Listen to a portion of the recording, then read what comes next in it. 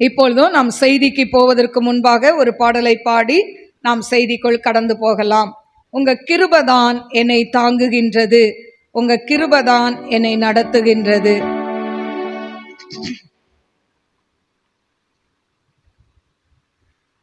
உங்க கிருபைதான் என்னை தாங்குகின்றது, உங்க கிருபைதான் என்னை நடத்துகின்றது.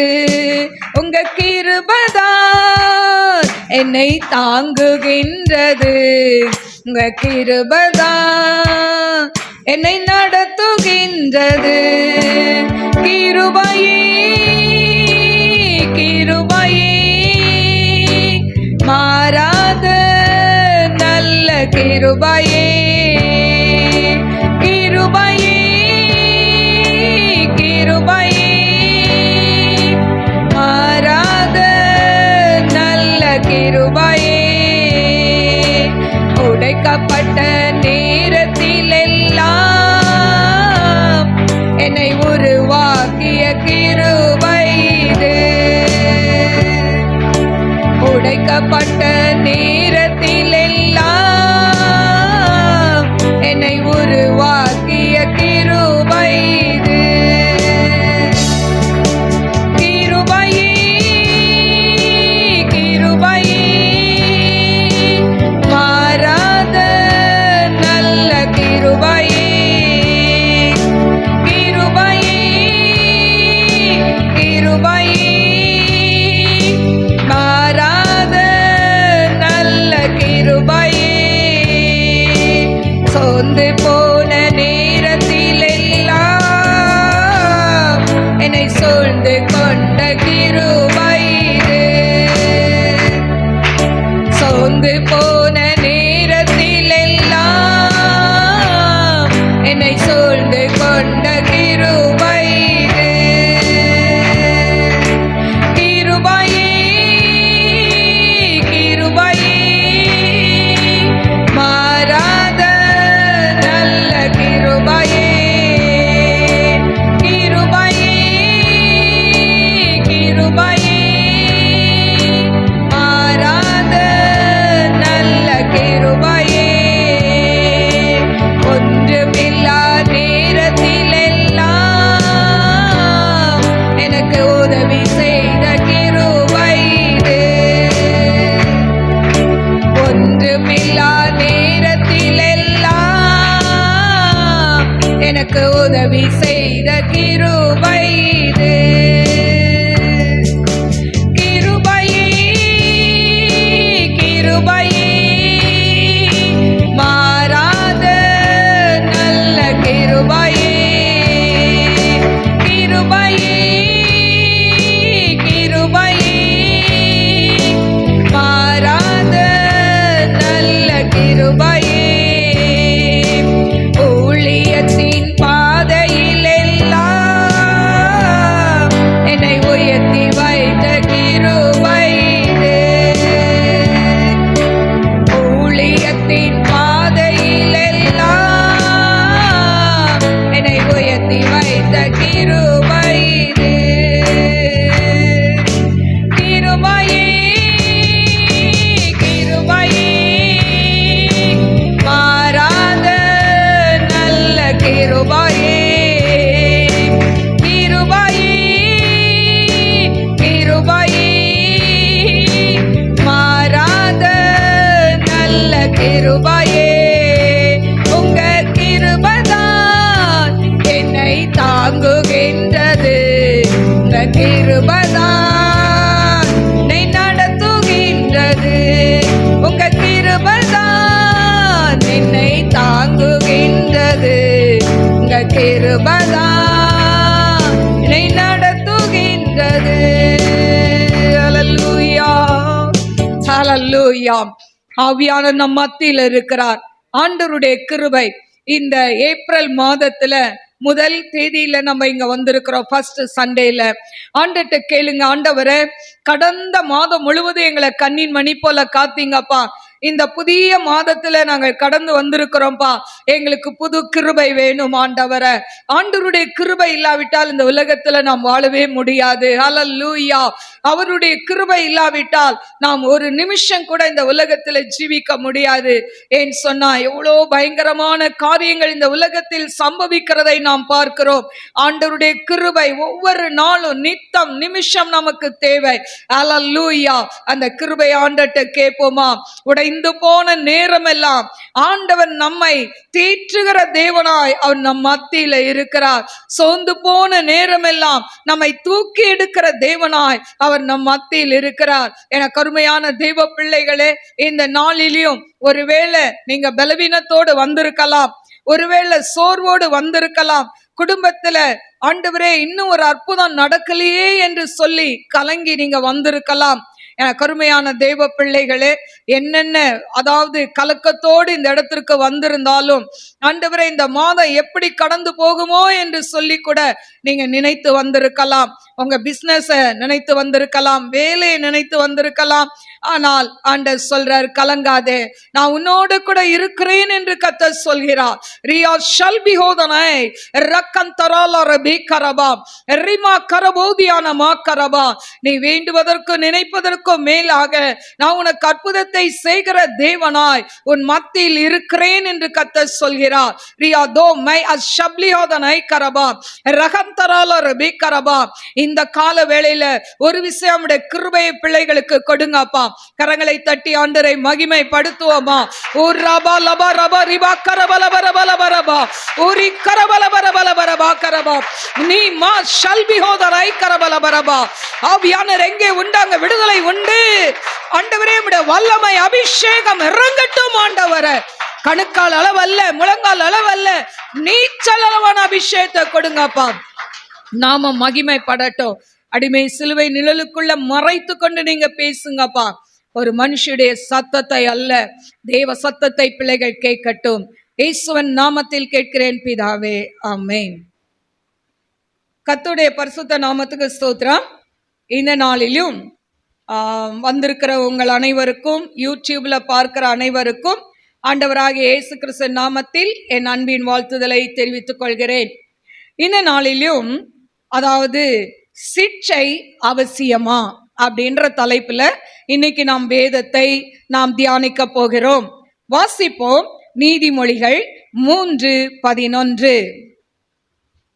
என் மகனே, நீ கர்த்தருடைய சிட்சையை அற்பமாக எண்ணாதே, அவர் கடிந்து கொள்ளும் போது சோர்ந்து போகாதே. ஹல்லேலூயா.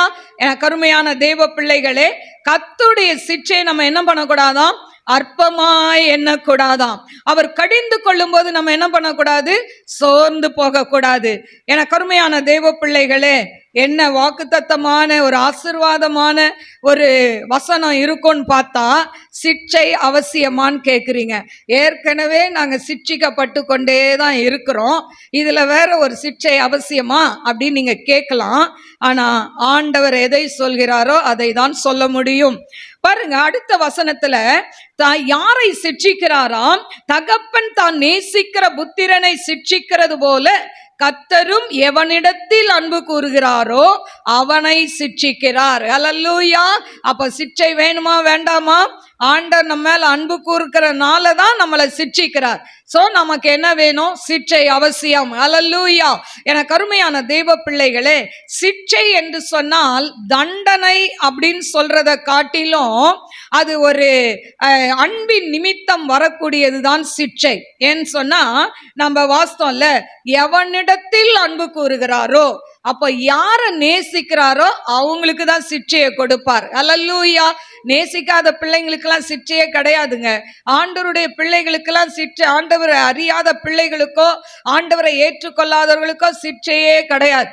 ஏன்னா அவங்க நல்லா ஜாலியா இருப்பாங்க. நம்ம நினைப்போம், நம்ம தானே கஷ்டப்படுறோம், ஞாயிற்றுக்கிழமை ஓடுறோம், செவ்வாய்க்கிழமை ஓடுறோம், நம்ம தானே கஷ்டப்படுறோம், அவங்களாம் நல்லா இருக்கிறாங்களே அப்படின்னு நீங்க நினைக்கலாம். வேதம் சொல்கிறது, அவர் யார் மேல அவருக்கு அன்பு இருக்கோ அவங்கள மட்டும்தான் சிட்சிப்பார். ஹல்லேலூயா. கருமையான தேவ பிள்ளைகளே, இன்றைக்கு ஒரு உலக தகப்பன் தாய் என்ன செய்வாங்க? தங்களுடைய பிள்ளைகளை சிட்சித்து வளர்க்கிறார்கள். சில தவறு செய்யும் போது கண்டிக்கிறார்கள். கண்டிக்கிறதுனால தாய் தகப்பனுக்கு பிள்ளைகள் மேல பாசம் இல்லைன்னு சொல்ல முடியுமா? முடியாது. அல்லேலூயா. இன்னைக்கு நிறைய பிள்ளைங்க சொல்லுவாங்க, எங்க அப்பாக்கு என் மேல பாசமே கிடையாது, எங்க அம்மாக்கு என் மேல பாசமே கிடையாது, எப்ப பாரு திட்டிக்கிட்டே இருக்கிறாங்க, எப்ப பாரு கருவிக்கிட்டே இருக்கிறாங்க, என்னைய கரைச்சி கரைச்சி ஊத்திக்கிட்டே இருக்கிறாங்க, என்னைய சாபமா போடுறாங்க. சாபம் போடக்கூடாது, அது தப்பு. அல்லேலூயா. ஆனா பிள்ளைகள் தவறு செய்யும் பொழுது ஒரு தாயோ தகப்பனோ கட்டாயம் அவங்கள சிட்சிக்கணும் அப்படின்னு சொன்னா, சிட்சை என்பது பரீட்சை என்று அர்த்தம். எனக்கு அருமையான தேவ பிள்ளைகளே, அதாவது சிட்சை என்பது பனிஷ்மெண்ட் மட்டும் அல்ல, அது ஒரு பரீட்சைக்குரிய காரியம். இன்னொன்னு, அது என்ன சொல்றதுன்னா, உங்களை ட்ரைனிங் கொடுக்குறாங்க. ஹல்லேலூயா. நீ இப்படிதான் இருக்கணும், இப்படிதான் இருக்கணும். இன்னைக்கு வாலிப பிள்ளைகளை சொல்றாங்க, செல்போனை ரொம்ப யூஸ் பண்ணாத, செல்போன்ல அதிக நேரம் பேசாத, ஸ்டேட்டஸ்ல உன் போட்டோ போடாத அப்படின்னு சொன்னா இன்னைக்கு வாலிப பிள்ளைங்களுக்கு ரொம்ப கசக்குது. ஆனா இன்னைக்கு அந்த போட்டோவை எடுத்து என்னென்னவோ பண்றாங்க. அதையெல்லாம் அறிந்துதான் தகப்பனும் தாயும் கண்டிக்கிறார்கள். ஆனா உங்களுக்கு என்ன தெரியும்? என்னடா இந்த அம்மா ஒரு போட்டோ கூட போட விட மாட்டாங்களே, ஸ்டேட்டஸ்ல ஒரு போட்டோ கூட ப்ரொஃபைல்ல வைக்க விட மாட்டாங்களே, நம்ம ஃப்ரெண்டு கிட்ட பேச விட மாட்டாங்களே, இதெல்லாம் உங்களுக்கு சிட்சையாய் தெரியும், வேதனையாய் தெரியும். ஆனா ஒரு நாள் வரும், இதெல்லாம் உங்களை ஒழுங்குபடுத்துறதுக்கு உங்களை ட்ரைனிங் கொடுத்து கொண்டு இருக்கிறாங்க உங்க தாய் தகப்பன். அப்போ உலகப்பிரமான தாய் தகப்பனே உங்களை கண்டித்து சிட்சித்தால், நாம் பரம தகப்பன், நம்ம எல்லாம் படைத்த ஆண்டவராகிய இயேசு கிறிஸ்து உங்களையும் என்னையும் சிட்சிக்கிறார். ஏன் தெரியுமா? நம்ம இந்த உலகத்துல இருந்தாலும் நாம் உலகத்தான் அல்ல, நாம் ஆண்டவருடைய பிள்ளைகள். நாம் இப்ப ஆண்டவர் நம்மளை சிட்சித்து, நம்மளை உருவாக்கி, நம்மளை உடைத்து, நம்மளை நல்லா மோல்டு பண்ணி நம்மளை எங்க கொண்டு போறாரு? பரம கானான், பரலோகத்துக்கு உங்களையும் என்னையும் கொண்டு போறதுக்கு தான் இந்த நாட்கள்ல என்ன கொடுக்கிறாரு? சிட்சையை கொடுக்கிறாரு. அல்லேலூயா. எனக்கு அருமையான தேவ பிள்ளைகளே, ஒரு 10 வயது ஒரு பையன் இருக்கிறான்னு வச்சுக்கோங்களேன். அவன் நல்லா தண்ணி அடிச்சிட்டு வந்தா வீட்டுக்கு வரான்னு வச்சுக்கோங்க, யாரோ கொடுத்துட்டாங்க, குடிச்சிட்டான் தெரியாம. உள்ள வந்தா அப்பா என்ன பண்ணுவாரு? பெல்ட் எடுத்து வெளுத்துருவாரா இல்லையா? அல்லேலூயா. என்னடா இந்த வயசுலயே குடிக்கிறேன், ஏன் இன்னும் 2 பாட்டில் வாங்கி தருவாரா? இல்லையே. அதுதான் சிட்சை. ஏன்னு சொன்னா அவன் தவறு செய்கிறான், தவறா நடக்கிறான். அதனால அவனுக்கு என்ன உண்டு? அந்த தண்டனை. அதுதான் பிள்ளை ஆனவனை தண்டிக்கணும்னு சொல்லி இருக்கு. தண்டனையின் பிரம்பு அதை அகற்றும். அவனுக்குள்ள இருக்கிற வேண்டாத குணங்களை நம்ம தண்டிக்கும் போதுதான் அது என்ன பண்ணும்? அவனை விட்டு நீங்கும். இல்ல நீ நல்ல பையன், இப்படியே இரு அப்படின்னு தட்டி கொடுத்தீங்கன்னா அது இன்னும் கழுதையா போயிடும். அல்லேலூயா. என கருமையான தேவ பிள்ளைகளே, அதே போல பாத்தீங்கன்னா ஒரு 15 வயது ஆகிறது, ஆனால் படிக்கிற வயது ஒரு +2 இல்ல +1, இன்னும் ஸ்கூலுக்கே முடிக்கல அப்படின்ற தருணத்துல நான் ஒருத்தனை லவ் பண்றேன் அப்படின்னு வீட்டுல வந்து பிள்ளைங்க சொல்லுதுன்னா, பெற்றோர்கள் என்ன சொல்லுவாங்க? உடனே நான் கல்யாணம் பண்ணி வைக்கிறேன்னு சொல்லுவாங்களா? இல்ல. உன்னுடைய லைஃப் இன்னும் இருக்கு, நீ படிக்க வேண்டியது இருக்கு, வேலை பார்க்கணும், இதெல்லாம் இருக்கு, இப்ப இது தேவையில்லைன்னு தான் சொல்லுவாங்களே தவிர, இல்லம்மா நான் உனக்கு செய்து வைக்கிறேன், இல்லப்பா நான் செய்து வைக்கிறேன்னு சொல்லுவாங்களா? இல்ல. அந்த இடத்துல ஒரு தாயும் தகப்பனும் கட்டாயம் என்ன பண்ணுவாங்க? சிட்சையை கொடுப்பாங்க. அதே போலதான் ஆண்டவருடைய பிள்ளைகளாகிய நீங்களும் நானும் ஆண்டவரை விட்டு ட்ராக் மாறி போனா, ஆண்டவருடைய அன்பை விட்டு விலகி போனா, ஆண்டவருக்கு பிரியமில்லாத காரியத்தை செய்யும் பொழுது நமக்கு சில சிட்சைகளை அனுமதிக்கிறார். அந்த சிட்சை நமக்கு அது ஆசீர்வாதமாய் தான் இருக்குமே தவிர அது சாபம் அல்ல. அல்லேலூயா. இன்னைக்கு சின்ன பிள்ளைங்களை நம்ம சின்ன வயசுல இருந்து என்ன சொல்றோம்? எழுந்து காலையில எழுந்து ஜெபி, வேதத்தை வாசி, எல்லாம் செய் இப்படின்னு சொல்லிக்கிட்டே இருக்கிறோம். ஏன்? அவங்கள பயிற்றுவித்து கொண்டு இருக்கிறோம். ஆனால் அவர்களுக்கு எப்படி தெரியும்? இவங்களுக்கு வேற வேலையே இல்லை, நம்மளை எப்ப பாரு நம்மளை திட்டிக்கிட்டே இருக்கிறாங்க, நம்மளை சிரிச்சுக்கிட்டே இருக்கிறாங்க, நம்மளுக்கு சோதனையை கொடுத்துக்கிட்டே இருக்கிறாங்க அப்படின்னு பிள்ளைங்க இன்னைக்கு நினைக்கும். ஆனா நாளைக்கு வளர்ந்த பிறகு அவங்க எழுந்து நிற்கும் போது சொல்லுவாங்க, என்னை எங்க அப்பாவும் அம்மாவும் இப்படி வளர்த்தாங்க. ஹல்லேலூயா, ஹல்லேலூயா. ஒரு பையன் இருந்தானாம், பாருங்க, அந்த அந்த அம்மா வந்து தான் பையன் வந்து ஸ்கூல்ல இருந்து பென்சில் எடுத்துட்டு வரும்போது, பாக்ஸ் எடுத்துட்டு வரும்போது கீழே இருக்கு, இது அப்படியே எடுத்துட்டு வந்துருவான். உடனே அவங்க அம்மா சொல்லுவாங்களாம், பரவாயில்லடா நீ வச்சுக்கோ, இப்படியே தட்டி கொடுத்துக்கிட்டே வந்தாங்களாம். ஒரு நாள் ஊசியை எடுத்துட்டு வந்தானா, அப்போ பரவாயில்ல துணி தைக்க உதவும். இப்படி ஒவ்வொன்றா கொண்டு வரும்போது அவனை கண்டிக்காமல் தட்டி கொடுத்து கொண்டே இருந்தார்கள். அதுக்கப்புறம் கொஞ்ச நாள் கழிச்சு ஒரு பர்ஸு கீழே கிடந்ததுமா அப்படின்னு எடுத்துட்டு வருவான், ரொம்ப நல்லது, யூஸ் ஆகும். இப்படியே கொஞ்சம் கொஞ்சமா இருந்து அவன் கொள்ளையடிக்க ஆரம்பித்தானாம். கடைசியில் அவனை என்ன பண்ணிட்டாங்க, அவனுக்கு தூக்கு தண்டனை என்று, அதாவது கடைசியில் அவன் கொள்ளை அடிச்சதுல மாட்டி தூக்கு தண்டனையில மாட்டிக்கிட்டான். இப்போ கடைசி ஆசை கேட்பாங்கல்ல, அப்ப கேட்கும்போது அவன் சொன்னானா, எங்க அம்மாவை பார்க்கணும். இந்த அம்மாவுக்கு ஒரே சந்தோஷம், ஐயோ என் பையன் சாகிற நேரத்தில் என்னை பார்க்கணும்னு சொல்றானேன்னு சொல்லி அவங்க ரொம்ப சந்தோஷமா வந்தாங்களாம். அப்போ அவன் சொன்னானா, நான் பென்சில் பாக்ஸும் பேனாவும் திருடும் போதே என்னை அடிச்சிருந்தீனா நான் இன்னைக்கு ஒரு கொலை குற்றத்துல வந்து மாட்டியிருக்க மாட்டேன். இன்னைக்கு நான் எனக்கு இந்த மரண தண்டனை இருக்காது. நீ எல்லாம் ஒரு அம்மாவா, என் கண்ணு முன்னாலே நிக்காத போனானா. ஹல்லேலூயா. என கருமையான தேவ பிள்ளைகளே, கஞ்சாடையா இருக்கக்கூடாது. பிள்ளைகள் தவறு செய்யும் பொழுது அவர்களை திருத்துவதுதான் பெற்றோர்களுடைய கடமை. உங்க பிள்ளைங்க என்ன வேணா நினைக்கட்டும், எங்க அப்பா ரூடுன்னு நினைக்கட்டும், எங்க அம்மா கொடுமைக்காரின்னு நினைக்கட்டும், எது நினைச்சாலும் நம்ம பிள்ளைகளை கண்டித்து வளர்க்காவிட்டால் அது வேசியின் பிள்ளையாய் மாறிவிடும் என்று வேதம் சொல்கிறதை நாம் பார்க்கிறோம். என கருமையான தேவ பிள்ளைய செல்ல மணிக்கணக்கில் நோன்றாங்கன்னா அந்த செல்போனை கொடுக்காத. உங்களுக்கு அடங்காத பிள்ளைய கொண்டு போய் நல்ல ஒரு ஸ்ட்ரிக்டான ஹாஸ்டல்ல கொண்டு சேர்த்து விட்டுருங்க. ஹல்லேலூயா. தாய் தகப்பனுக்கு அடங்கணும் பிள்ளைங்க. அப்பா அம்மா இல்லாம நீங்க வந்துட்டீங்களா? கருமையான தேவ பிள்ளைகளை, அதனால அப்பா அம்மாக்கு கீழ்ப்படியாத பிள்ளைகள் யாரா இருந்தாலும் அவங்களுக்கு கொடுக்கிற எல்லாத்தையும் என்ன பண்ணுங்க, கட் பண்ணுங்க. சலுகையெல்லாம் கட் பண்ணுங்க. நீ இதை செய்தாதான் இதை செய்வேன், இதை செய்தா இதை செய்வேன், பைபிள் வாசித்தியா இதை பண்ணுவேன், இல்லையா கிடையாது சோறு. ஹல்லேலூயா. சாப்பாட்டுல கையை வைங்க அம்மாமாருங்கெல்லாம். வேலைக்கு உள்ள என்ன பண்ணுதுன்னு பார்க்கறதே கிடையாது. கண்மூடித்தனமான பாசம் இன்னைக்கு அம்மாங்களுக்கெல்லாம். ஹல்லேலூயா. வேதத்தை வாசித்தியா, ஜெபம் பண்ணியா, இதெல்லாம் இருந்தாதான் சாப்பாடு, காலையில டிஃபனு, இல்லையா பட்னி கடை போ. எத்தனை நேரம் காய்வாங்க? காலையில கொடுக்காதீங்க, மத்தியானம் டிஃபனை கட்டி கொடுக்காதீங்க, பட்னி இருந்துட்டு வரட்டும், அடுத்த நாள் ஆட்டோமேட்டிக்கா அது ஜெபம் பண்ணும். ஹல்லேலூயா. இந்த ஸ்ட்ரிக்டா நீங்க இருந்தீங்கன்னா உங்க பிள்ளைங்க நாளைக்கு எழுந்து நிப்பாங்க. ஹல்லேலூயா.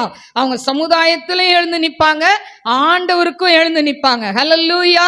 அதனால பாத்தீங்களா, ஒரு ஹல்லேலூயா வரமாட்டுண்டு தெரியுது. ஹல்லேலூயா. கருமையான தேவ பிள்ளைகளே, அதே போல பாருங்க, இன்னைக்கு அதாவது சோதனை சிற்றை எதற்கு அப்படின்னு சொன்னா, யோபு 23:10 அவர் என்னை சோதித்த பின் நான் பொன்னாக விளங்குவேன். சோதனை எதுக்குங்க? நம்ம பொன்னாக விளங்குறதுக்கு. பொண்ணை கொண்டு போய் அக்கினியில போடும்பொழுதுதான் அது என்ன பண்ண, அதுல இருக்கிற களிம்பு, அதுல இருக்கிற எல்லாத்தையும் பிரிச்சுட்டு ஒரு சுத்த பொண்ணா வரும். அதனால நமக்கு சோதனை வர்றது, சிற்றை கொடுக்கிறது நம்மளை சுத்தப்படுத்துவதற்காக.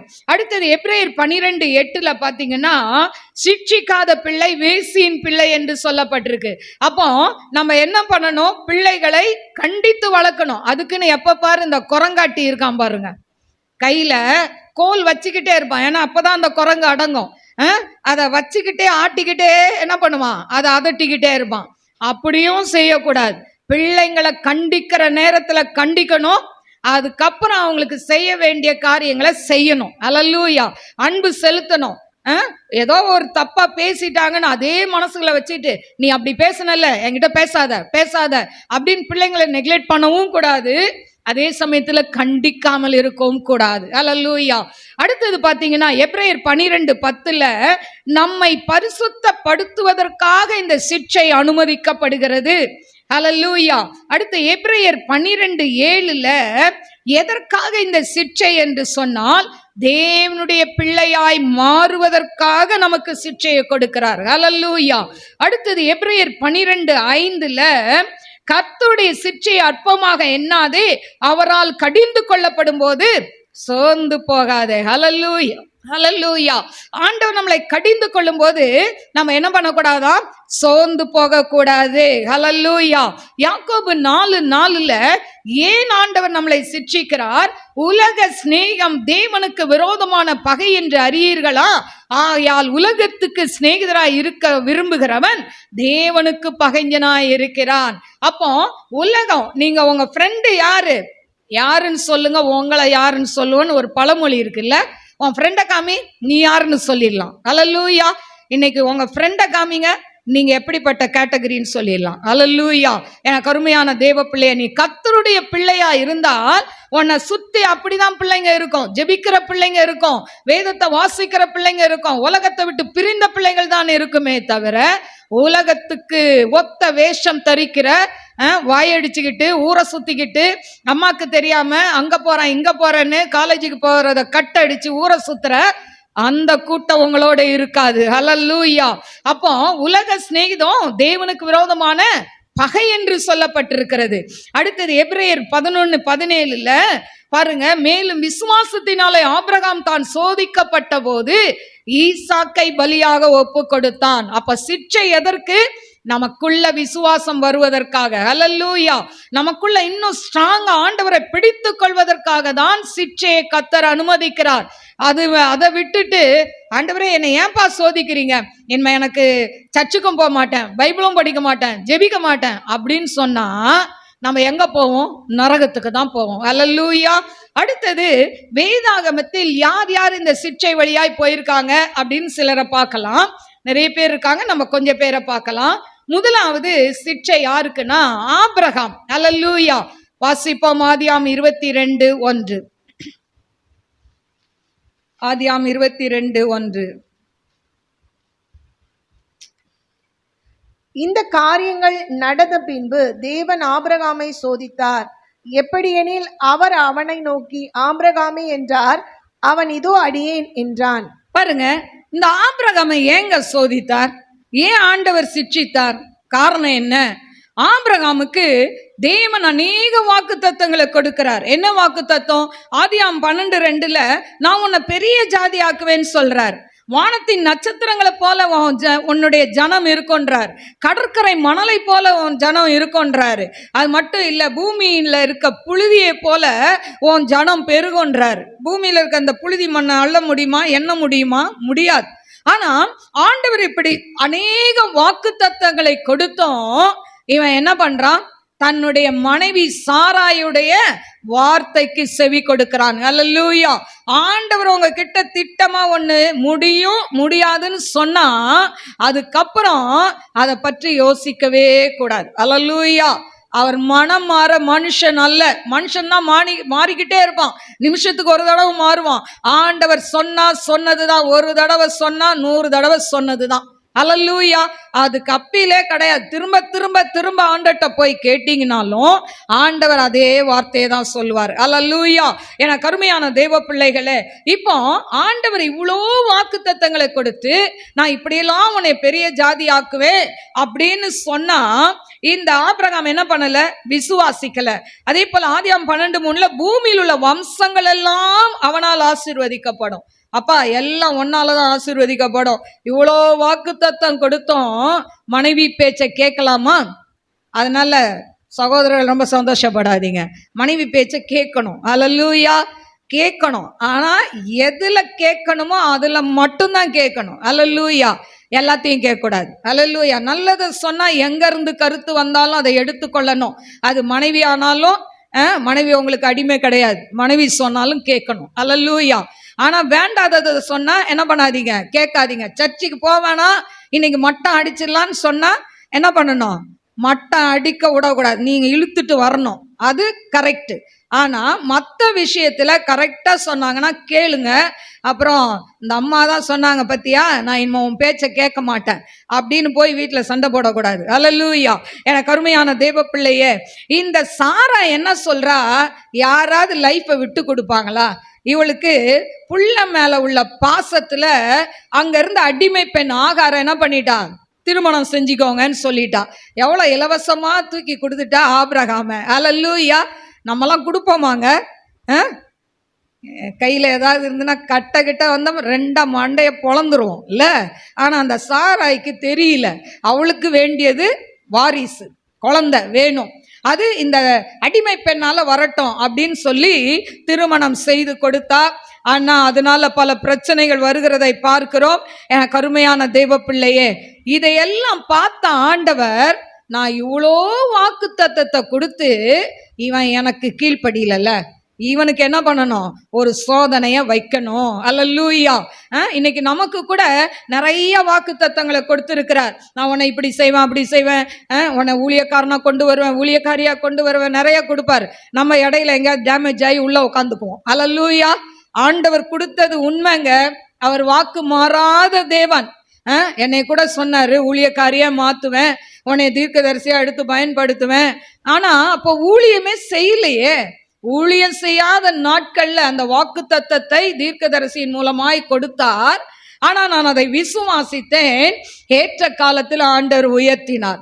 அப்ப ஏற்ற காலத்துல உயர்த்துற வரைக்கும் பலத்த கரத்துக்குள்ள அடங்கி இருங்கன்னு சொல்றார். இன்னைக்கு ஒருவேளை ஒரு சின்ன பிள்ளைய பார்த்து ஆண்டவனை தீர்க்கதரிசியாய் மாத்துவார் தானங்க. தீர்க்க தரிசனம் ஒரு நாளும் பொய்யாகாது. நீங்க விசுவாசித்தீங்கன்னா அது அப்படியே நடக்கும். நான் சில குடும்பத்துக்கு சொல்லுவேன், உங்களை ஊழியக்காரியா எடுத்து பயன்படுத்துவார், ஊழியக்காரனா பயன்படுத்துவார். அவங்க என்ன பண்ணுவாங்க, சாராயம் மாதிரி நம்ட்டு சிரிப்பு சிரிச்சுக்குவாங்க. ஆமா நாங்களா அப்படின்னு வெளியே சொல்ல மாட்டாங்க, உள்ளுக்குள்ள ஒரு நம்ட்டு சிரிப்பு சிரிப்பாங்க பாருங்க, அது எனக்கு தெரியும். ஆனா ஒரு நாள் இவங்க ஊழியக்காரே எழுந்து நிற்கும் போது நான் உயிரோடு இருந்தா நான் பார்த்து சந்தோஷப்படுவேன். ஹல்லேலூயா. எனக்கு அருமையான தேவ பிள்ளைகளே, அதனால ஆண்டவர் சொன்னது நிறைவேறும். காலம் தாமதமானாலும் தேவன் சொன்னதை அவர் செய்ய வல்லவராய் இருக்கிறார். ஹல்லேலூயா, ஹல்லேலூயா. எனக்கு அருமையான தேவ பிள்ளைகளே, இப்போ பார்த்தீங்கன்னா இந்த அதாவது ஆபிரகாமை ஏன் சோதித்தார்னா, இவன் இப்படி கீழ்ப்படியாததுனால இப்போ ஒரு டெஸ்ட் வைக்கிறார். அதான் சொன்ன, சிக்ஷை என்று சொன்னால் பனிஷ்மெண்ட் கிடையாது, அது என்னது, ட்ரைனிங். ஆண்டவர் என்ன பண்றாரு, ஒரு சான்ஸை கொடுக்கிறார், நீ நல்லவனா மாறுப்பா அப்படின்னு சொல்லி. அப்போ ஆபிரகாம் கீழ்ப்படியாம இருந்தா ஆண்டவருக்கு இவனை விசுவாசத்தின் தகப்பனா மாற்றணும், எல்லா ஜாதிகளுக்கும் இவனை தலைவனா மாற்றணும்னு ஆண்டவருடைய எய்ம். ஆனா இவன் கீழ்ப்படியாததுனால ஒரு ஜாதி என்ன பண்ணிடுச்சு, இஸ்மவேல் என்கிற ஒரு சந்ததி பிரிஞ்சு போச்சு. ஆனா இப்ப ஆண்டவர் ஒரு டெஸ்ட் வைக்கிறார். இது அதாவது இந்த காரியங்கள் நடந்த பின்பு, எந்த காரியங்கள்ங்க, எனக்கு அது எந்த காரியம்னு கேட்டிருக்கீங்களா? இந்த காரியங்கள் நடந்த பின்புனா, அதாவது அந்த ஈசாக்கு வளர்ந்தான், அவன் பால் மறக்க பண்ணினார்கள். அது ஒரு பெரிய கிராண்டா கொண்டாடுவாங்க அந்த நாட்கள்ல. அப்படி கொண்டாடும் போது ஈசாக்குக்கும் இஸ்மவேலுக்கும் சண்டை, கிண்டல் பண்றாங்க. இன்னைக்கும் பரியாசம் இருக்கு, அன்னைக்கும் இருக்கு. கிண்டல் பண்ணும்போது அது சாராய்க்கு கோபம் வருது, அடிமை பெண்ணை வீட்டை விட்டு துரத்துங்க. இது யாருக்கு வருத்தம்? ஆபிரகாமுக்கு. அவ தான் கொடுத்தா, இப்போ அவ தான் எடுக்கிறா, துரத்துறீங்களா இல்லையா அப்படின்னு. அப்போ அவருக்கு வசனமா இருக்கு. ஆனா ஆண்டவர் சொல்றாரு, எப்பா நீ கவலையே படாத, உன் மனைவி சொல்றத கேள். பார்த்தீங்களா, ஆண்டவரே சொல்லியிருக்கிறார், மனைவி சொல்றத கேள். அதனால சகோதரர்களே நல்லா கவனிச்சுக்கோங்க, ஆண்டவர் தான் சொல்றாரு, மனைவி சொன்னபடி செய்யின்ட்டார். அதனால மனைவி சிலதை வேண்டான்னு சொன்னா தூக்கி எரிஞ்சிடணும். அது கோடி கோடியா வந்து கொட்டினாலும் மனைவி சொல்றத கேட்டீங்கன்னா உங்க எதிர்காலம் ஆசீர்வாதமா இருக்கும். இன்னைக்கு பிரதர்ஸ் எல்லாம் திட்டிட்டு போங்க, நான் பரவாயில்ல. ஹல்லேலூயா. எனக்கு அருமையான தேவ பிள்ளைகளே, இப்படி இப்போ இந்த காரியம் நடந்த பின்னால என்ன நடக்குது, ஆண்டவர் அவனை சோதிக்கிறார் என்று சொல்லப்பட்டிருக்கு. ஆதியாகமம் 22:2 ஆண்டவர் சொல்றாரு, மோரியா மலைக்கு கொண்டு போ, அங்க போய் உன் பிள்ளைய என்ன பண்ணணும், ஒரே பையன்தான், ஆனா என்ன பண்ணு, பலியிடு அப்படின்னு சொல்றார். பாருங்க, 25 ஆண்டுகள் தவம் இருந்து பெற்ற பிள்ளைய கொண்டு பலியிடுன்னு சொல்லும்போது அவனுக்கு எவ்வளோ வலி இருந்திருக்கும், வேதனை இருந்திருக்கும். ஆனா அவங்க அம்மாட்ட போய் சாராள்கிட்ட சொன்னா சாராள் விடுவாளா? நிச்சயமா விட மாட்டா. அதாவது எந்த தாயும் தான் குழந்தைய என்ன பண்ண மாட்டா, கொடுக்கறதுக்கு விரும்ப மாட்டா. கட்டாயம் ஆபிரகாம் நல்லா வாங்கியிருப்பாரு. இவர் யார்கிட்டையும் சொல்லல. இவர் என்ன பண்றாரு, கழுதையை இது பண்ணாரு, 2 வேலைக்காரனை கூப்பிட்டாரு, வேண்டிய கட்டை எல்லாம், அந்த விறகு தீவெட்டி எல்லாத்தையும் எடுத்துக்கிட்டாரு, தான் பையனை கூப்பிட்டுக்கிட்டாரு. நல்லா 3 நாள் பயணத்துல மோரியா மலை அவ்வளோ தூரம் இருக்கு. அந்த 3 நாள் பிரயாணத்துல போய் மோரியா மலையை சென்றடைகிறாங்க. இப்போ இந்த மோரியா மலைக்கு போகும்போது இப்போ பிள்ளைங்க நம்ம கூட வந்தா என்ன பண்ணோம்? பேசிக்கிட்டே இருக்கோம்ல. அப்பா இது என்னது, அது என்னது, இப்படி அப்படி கேட்கும்போது இவன் கேட்குறான், பா பலி செலுத்த போறீங்க, கட்டை இருக்கு, எல்லாம் தீவெட்டி இருக்கு, பலியாடு எங்க அப்படின்னு கேட்குறான். அப்பா அவர் சொல்றாரு, அவருக்கு மனசு எவ்வளோ வேதனையா இருந்திருக்கும், ஆண்டவர் பார்த்துக்குவாருப்பா. அல்லேலூயா. ஒரு காலத்துல விசுவாசம் இல்லாம மனைவி சொன்னதை கேட்டு ஆகார கல்யாணம் பண்ணவர் இப்ப சொல்றாரு, ஆண்டவர் பார்த்துக்குவார். அல்லேலூயா. இப்ப அவருக்குள்ள விசுவாசம் வந்துருச்சு. என் ஆண்டவர் பலியை விரும்ப மாட்டாரு, அதை என் சந்ததியில என் சந்ததி பெருகும்னு சொல்லியிருக்கிறாரு, என் பிள்ளைய பலிக்கு இது பண்ண மாட்டாருன்னு ஒரு விசுவாசத்துல தைரியமா சொல்றான். ஆண்டவர் பார்த்துக்குவார். வேலைக்காரங்களை மலையடிவாரத்துல நிக்க வச்சுட்டான். நாங்கள் அவ்விடம் வரை போய் திரும்பி வருவோம்னு சொல்றான். எப்படி சொல்ல முடியும்? ஆபிரகாம் பலி செலுத்த போறான், நாங்க போயிட்டு 2 பேரும் திரும்பி வருவோம்னு விசுவாசத்தோட சொல்லிட்டு போறான். எனக்கு அருமையான தெய்வ பிள்ளைகளே, இப்போ போய் கட்டையெல்லாம் அடுக்கி எல்லாத்தையும் பண்ணி பிள்ளைய கட்டி கடத்துறான். நம்ம பிள்ளைங்க நிக்குமா? யோசித்து பாருங்க. எப்பா இந்த வயசான காலத்துல உனக்கு கிறுக்கு பிடிச்சிச்சுப்பா, நீ வேணா படு, நான் ஒரே போடு போட்டுட்டு நான் போயிடுறேன்னு சொல்லுவான். நான் வாழணும், நீ வாழ்ந்து முடிச்சிட்டப்பா, நீ படுன்னு சொல்லியிருப்பாங்க. ஆனா அந்த ஈசாக்கு அப்பாவை எதிர்த்து பேசவே இல்லை. அல்லேலூயா. இன்னைக்கு எத்தனை பேர் ஈசாக்கா இருக்க விரும்புறீங்க? அல்லேலூயா. யாரெல்லாம் ஈசாக்கா இருக்க விரும்புறீங்க? யாரெல்லாம் ஏசாவா இருக்க விரும்புறீங்க? அல்லேலூயா. யோசித்து பாருங்க. அப்போ இவன் படுத்துட்டான், கத்தி ஓங்குற வரைக்கும் ஆண்டவர் அமைதியா இருக்கிறாரு. அப்பதான் வானத்திலிருந்து ஒரு சத்தம், பிள்ளையாண்டான் மேல் உன் கையை போடாத, இப்பதான்ப்பா தெரியுது நீ எனக்கு கீழ்ப்படுகிறன்னு சொல்லி பாருங்க. ஆண்டவர் எப்படி டெஸ்ட் வைக்கிறாருல்ல. நம்ம வாழ்க்கையில கூடங்க கடைசி வரைக்கும் சில காரியத்தில் ஆண்டவர் பதிலே கொடுக்காத மாதிரி இருக்கும். ரொம்ப நாள் நம்மளும் போராடுவோம், ஃபாஸ்டிங் போடுவோம், அதுக்காக 40 நாள் போடுவோம், 21 நாள் போடுவோம், எத்தனை நாளாவது போடுவோம். போட்டு போட்டு போட்டு சோர்ந்து போய் ஒன்னும் ஆண்டவர் கேட்க மாட்டார். அந்த கேட்க மாட்டார்னு அந்த முடிவுக்கு வந்துட்டீங்க பார்த்தீங்களா, அங்கதான் என் ஆண்டவர் மறுபடியும் எடுத்து உங்களை கட்டுவார். அல்லேலூயா. அது உங்களுடைய கணவனுடைய ரட்சிப்புக்காக இருக்கலாம், மனைவியுடைய ரட்சிப்புக்காக இருக்கலாம், பிள்ளைகளுடைய ரட்சிப்பா இருக்கலாம், குழந்தை இல்லாம காரியம் இருக்கலாம், கடனுக்காக இருக்கலாம். எந்த காரியத்துக்காகவாது நீங்க ஜெபித்து ஜெபித்து ஜெபித்து கடைசியில என்ன உங்களுக்கு பதில் கிடைக்காம இருக்கலாம். ஆனா ஆண்டவர் சொல்ற கடைசி நிமிஷம் வரைக்கும் அமைதியா இருப்பார். லாஸ்ட் மினிட் வரைக்கும் அவர் பேசவே மாட்டாருங்க. பேசலன்றதுனால அவர் காது கேட்கலன்னு நினைக்கிறீங்களா? உங்க ஜெபம் அங்கீகரிக்கப்படலன்னு நினைக்கிறீங்களா? உங்க ஒவ்வொரு சொட்டு கண்ணீரும் அவர் துருத்தியில் இருக்கு. அவர் கேட்டுக்கிட்டே தான் இருக்கிறார். அவர் காது கேட்காத செவிடர் அல்ல, கேட்டுக்கிட்டே தான் இருக்கிறார். ஆனா ஏற்ற வேளை வரும்போது தான் உங்களுக்கு பதில் வரும். அல்லேலூயா. கருமையான தேவ பிள்ளைகளை, ஏற்ற வேளையில கர்த்தர் என்ன பண்ணுவார்? உங்களை உயர்த்தி ஆசீர்வதிப்பார். உங்க பிள்ளைங்க ரட்சிக்கப்படலையா? ஜெபம் பண்ணிக்கிட்டே இருங்க, ஏற்ற வேளை வரும், ஆண்டவர் எடுத்து நிறுத்துவார். அல்லேலூயா. உங்க மனைவி ஒருவேளை கீழ்ப்படியிலையா, இல்ல கணவன் கீழ்ப்படியிலையா, ஜெபம் பண்ணிட்டே இருங்க. எங்க அவர் கொஞ்சம் கூட மாற மாட்டாருங்க. அவர் மாறுறது உங்க கண்ணுக்கு தெரியாது, என் ஏசப்பா கண்ணுக்கு தெரியும். நாகமான் 7 முறை முங்கினான். ஃபர்ஸ்ட் முறை முங்கினான், கைய பார்க்கறான், ஒன்னும் நடக்கல. 2வது முறை முங்குறான், நடக்கல. 6 முறை முங்கிட்டு 7வது முறை முங்கிட்டு பார்க்கும்போது தான் அந்த குஷ்டரோகம்லாம் நல்லா சிறு குழந்தையின் கையை போல இருந்ததாம். அதே மாதிரி தான் இன்னைக்கு நீங்க நிறைய ஜெபம் பண்றீங்க, உங்க வீட்டுக்காருக்கு இல்ல மனைவிக்கு ஜெபம் பண்றீங்க, பிள்ளைகளுக்கு ஜெபம் பண்றீங்க, கேட்கலன்னு நினைக்கிறீங்க. இல்ல, நாள் ஒன்று வரும், உங்க அத்தனை ஜபமும் ஒரு செகண்ட்ல ஆண்டவர் எழுப்பி நிற்கும் போது, ஐயோ ஆண்டவரே என் ஜபத்தை கேட்டீங்களே அப்படின்னு நன்றி சொல்வீங்க. இப்ப சொல்வீங்க வெறுப்புல என்ன சொல்லுங்க, ஆண்டவரே நீங்க எங்கப்பா என் ஜபத்தை கேட்குறீங்க, என் ஜபத்தை நீங்க கேட்டீங்கன்னா இது நடந்திருக்குமே. ஆண்டவரே நான் எவ்வளவு நாள் அபிஷேகத்தை கேட்கிறேன், எனக்கு அபிஷேகம் கிடைக்கலையே, ஏன்பா என் ஜபத்தை கேட்கல? அதுக்கும் ஒரு ஆண்டவர் என்ன வச்சிருக்கிறாரு, ஒரு காரணம் வச்சிருக்கிறார். ஹல்லேலூயா, ஹல்லேலூயா. எதுவுமேங்க உடனே கிடைச்சிட்டா அதனுடைய வேல்யூ கம்மி. ஆனா சிலதெல்லாம் அழுது பெற்றுக்கொண்டா அதனுடைய வேல்யூவே ஜாஸ்தி. ஹல்லேலூயா. இன்னைக்கு பாருங்க, நான் யாருக்கு கரங்களை வைக்கிறேனோ அபிஷேகம் கிடைக்குது. ஆனா எனக்கு யாரும் எனக்கு ஜெபிக்கல, அறை வீட்டுக்கு பூட்டிக்கிட்டு அழுது அழுது அழுது பல மணி நேரங்கள் அழுது ஜெபம் பண்ணேன். ஆண்டவர் அப்படிதான் எனக்கு அபிஷேகத்தை கொடுத்தார். அதனால அந்த அபிஷேகத்தின் மேன்மை எனக்கு தெரியும். ஆனா இன்னைக்கு வர சின்ன பிள்ளைங்களுக்கு கையை வச்சோன்னு கேளு, பாவத்தை விடு, கேளுன்னா கிடைச்சிருது. அதுங்களுக்கு இந்த அபிஷேகத்தின் அருமையே தெரியல. அல்லேலூயா. அருமை தெரிஞ்சா இங்க ஆராதனையில கையத்தட்டு குதி சொல்லணுமா? நீ டான்ஸ் ஆட வேணாம், அழகா கைய தூக்கி நல்ல அந்நிய பாஷையில நீ ஜெபம் பண்ணாவே ஆண்டவர் உன்னை நிரப்பிடுவாரு. அந்த நாள், அந்த 6 நாளுக்கு உரிய அந்த அபிஷேகத்தை அந்த ஆராதனையில கொடுத்துருவாரு. அது இல்லாம கண்ணை மூடு, கண்ணை திறக்காத, இப்படி எல்லாம் முன்னால நின்று சொல்ல வேண்டியிருக்கு. அல்லேலூயா. அபிஷேகம் என்பது கோடி பணம் நம்ம கையில கொடுக்கறதுக்கு சமங்க. இந்த உலகத்துல பொண்ணு இல்லை, பொருள் இல்லை, நல்ல பட்டு சாரி இல்லை. ஈஸ்டர் வருது இல்லை, எத்தனை பேர் பட்டு சாரி கேட்குறீங்க? எத்தனை பேர் எனக்கு வைரத்தோடாவது வாங்கி போடுங்களேன் அப்படிலாம் கேட்குறீங்களா? நீங்களாம் ரொம்ப நல்லவங்க. அல்லேலூயா.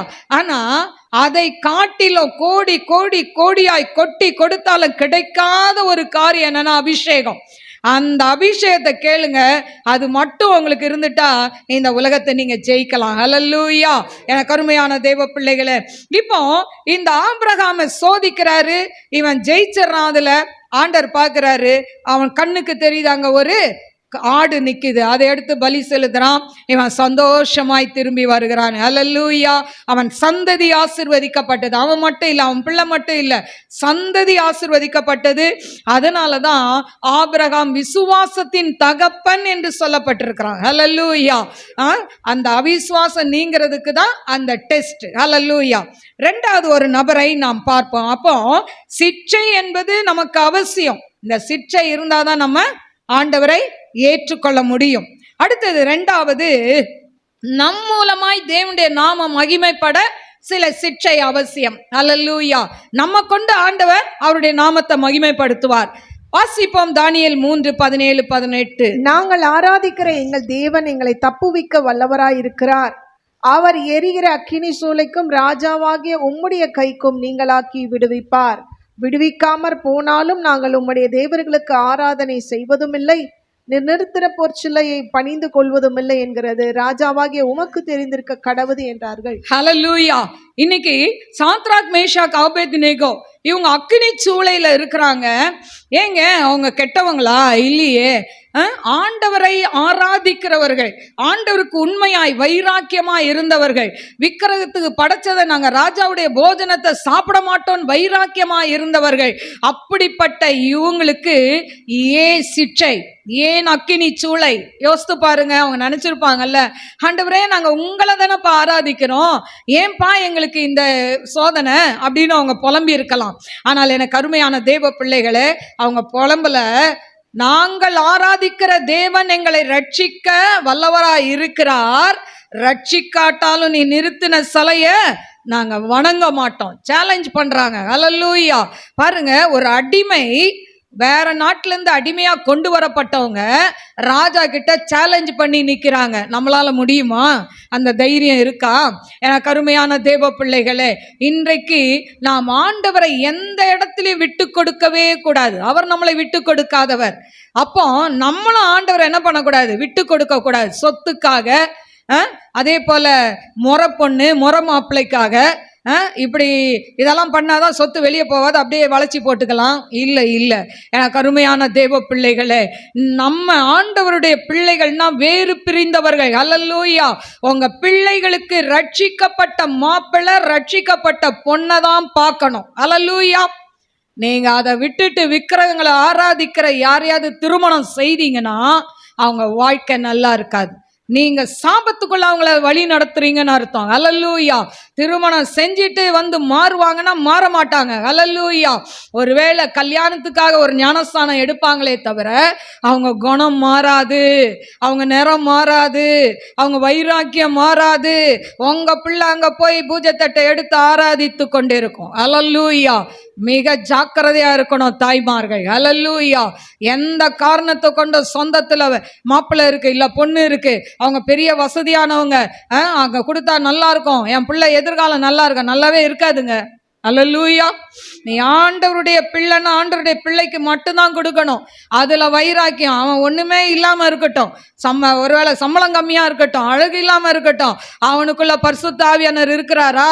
அந்த பிள்ளைக்குள்ள பரிசுத்த ஆவியானவர் இருக்கிறாரா? அந்த பிள்ளை ஜெபிக்கிற பிள்ளையா? கர்த்தருக்கு உண்மையா இருக்குதா? நகையும் பார்க்காதீங்க, எதையும் பார்க்காதீங்க, ஜாதியை பார்க்காதீங்க, கொடுங்க. அல்லேலூயா. அதனால பிள்ளைகளை வைத்திருக்கிறவங்க ரொம்ப ஜாக்கிரதையா இருக்கணும். திருமண காரியம் வரும் பொழுது இதெல்லாம் பார்க்கணும். பையன் 1 லட்சம் சம்பாதிக்கிறானா, கார் ஓட்ட தெரியுமா, ஏரோப்ளைன் ஓட்ட தெரியுமா, அப்படிலாம் கேட்கக்கூடாது. அல்லேலூயா.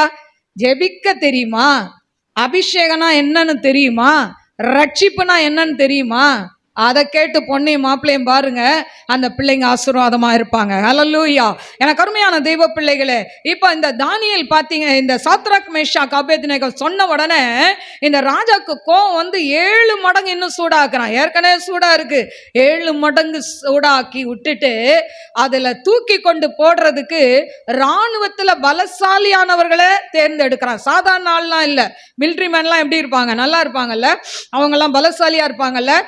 அவங்க என்ன பண்றாங்க, இவங்களை கட்டி அப்படியே என்ன பண்றாங்க, குண்டு கட்டா தூக்கிட்டு போறாங்க. தூக்கிட்டு போய் அவங்க கிட்ட போறதுக்குள்ள அந்த அக்கினி, அந்த இது வந்து இவங்க தாகாம கரிஞ்சாங்கன்னு இருக்கு. ஆனா தூக்கி போட்ட அவங்க சாகலங்க. அவங்க கூட 4வது ஒரு நபர் உலாவி கொண்டு வருகிறார். அவர்தான் ஆண்டவராகிய இயேசு கிறிஸ்து. அல்லேலூயா. கர்த்தர் நல்லவர். அவர் நம் சோதனையை பார்த்து வேடிக்கை பார்க்க மாட்டார். எல்லாரும் பார்க்கறாங்கல்ல, நல்லா வேணும் இவங்களுக்கு, இப்படிலாம் பேசுனாங்கல்ல, இது வேணும், இதுவும் வேணும், இன்னும் வேணும் அப்படின்னு தூரம் இருந்து கை கொட்டி சிரிப்பாங்க மனிதர்கள். ஆனா என் தேவன் அந்த சோதனையின் மத்தியில் நம்ம கூட நிப்பாரு. அல்லேலூயா. அதுதான் சாத்ராக் மேஷாக் ஆபேத்நேகோ. சிட்சை ஒருவேளை அவங்களுக்கு வேதனையா இருந்திருக்கலாம், ஆனால் அந்த சிட்சையின் மத்தியில் என் தேவன் 4வது நபராய் உள்ள போய் நிற்கும் பொழுது அவங்களுக்கு ஏர் கண்டிஷன் பண்ணது போல இருக்கு. அவங்க முடி கருகலங்க, அது மனம் வீசல, அவங்க ட்ரெஸ் இதுவாகல. அவங்க இதை பார்க்கறான். யார் பார்க்கறா? நேபுகாத்நேச்சாருடைய கண்கள் காண்கிறது. அல்லேலூயா. எவன் தூக்கி போட சொன்னானோ அவன் கண்ணை கத்த திறக்கிறார். இன்னைக்கு உங்களுக்கு எதிராய் மாந்திரிக காரியங்கள் செய்கிறவர்கள், நீங்க செழித்திருக்கிறதை அவர்கள் கண்கள் காணும். அல்லேலூயா. அல்லேலூயா. இதுவரைக்கும் நீங்க பயந்து பயந்து ஓடி இருக்கலாங்க. அவங்களுக்கு பயந்து நீங்க ஒருவேளை அதாவது வீடு வீடா மாத்திருக்கலாம், இல்லைன்னா என்ன சொல்றது, வேற வேற ஊருக்கு போயிருக்கலாம். ஆனா இனிமே உங்களை பார்த்து அவங்க ஓட்டம் பிடிக்க போறாங்க. அல்லேலூயா. ஐயோ, இவ்வளோ செய்தோம், இவ்வளோ மந்திரம் பண்ணியும் இவங்களை அழிக்க முடியலையே, இவங்க கூட இருக்கிறவர் பெரியவர். அல்லேலூயா. அல்லேலூயா. என் தேவன் அப்படி உங்களை நிறுத்த போறார். அதுக்கு தான் சிட்சை. ஆண்டவரே, இன்னும் எனக்கு வேதனை, இன்னும் தீரலையே பாடு, எத்தனை ஆண்டுப்பா நான் பாடுபடணும், இன்னும் கொஞ்ச காலம். அல்லேலூயா. ஆண்டவர் உங்களை நிறுத்தும் பொழுது உன் துன்மார்க்கர் இருந்த இடம் தெரியாமல் மறைந்து போவார்கள். அல்லேலூயா. அவங்கள தேடுனா கூட காண மாட்டீங்க, ஏன்னா அவங்க இருக்க மாட்டாங்க பூமியில. அல்லேலூயா. உங்களுக்கு செஞ்ச அத்தனையும் அவங்கள போய் தாக்குறத உங்க கண்கள் பார்க்கும், அந்நிய கண்கள் அல்ல.